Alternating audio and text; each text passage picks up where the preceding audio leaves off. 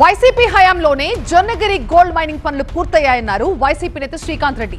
పక్కనే హట్టి మైన్స్ లో ఏళ్లుగా బంగారం తవ్వకాలు జరుగుతున్నాయని, ఆ ప్రాంతంలో ఏం అభివృద్ధి జరిగిందో చంద్రబాబు చెప్పాలన్నారు. జొన్నగిరి గోల్డ్ మైన్స్ తో రాయలసీమ రూపురేఖలే మారిపోతాయని చంద్రబాబు మభ్యపడుతున్నారంటూ విమర్శించారు. ఎన్నిసార్లు విన్నాం ఇటువంటి మాటలు? జొన్నగిరి ఏమన్నా ఇప్పుడు వచ్చినటువంటిదే? గత వైసీపీ ప్రభుత్వంలోనే దాని ఎక్స్ప్లోరేషన్ స్టార్ట్ అయింది. అప్పుడే పూర్తిగా పనులు మొదలయ్యి ఒక కొలికి వచ్చాయి.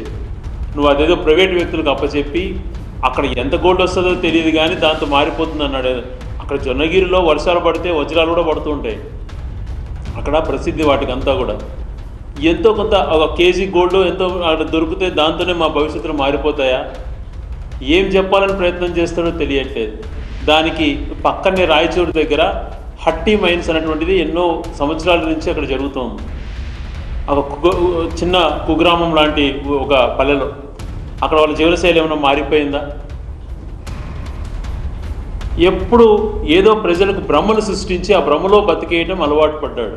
అక్కడికి వచ్చింది ప్రాసెసింగ్ యూనిట్. గత ప్రభుత్వంలో మొదలుపెట్టినటువంటి పనిని మళ్ళీ నువ్వు అదేదో ప్రారంభోత్సవానికి అన్నటువంటిది వచ్చి అక్కడ చెప్పవలసింది ఎప్పటి లోపల వస్తుంది, ఎంత గోల్డ్ ఉంది, ఏ రకంగా ఈ ప్రాంతంలో అభివృద్ధి పొందుతుంది, పక్కన హట్టీలో జరుగుతున్నటువంటి దానికన్నా ఇక్కడ ఎక్కువ ఉందా లేదా, ఇలాంటి ఏదైనా టెక్నికల్గా మాట్లాడకుండా కేవలం ఆ మీటింగ్ని అంతా కూడా వృధా కోట్లు ఖర్చు పెడుతుంది ప్రభుత్వ సొమ్ముతో మీటింగ్లకు వచ్చి వృధా సమయాన్ని అంతా కూడా కేవలం జగన్మోహన్ గారిని తిట్టడానికే ఏ మీటింగ్కి పోయినా ఆయన చేసేటువంటి ప్రయత్నం.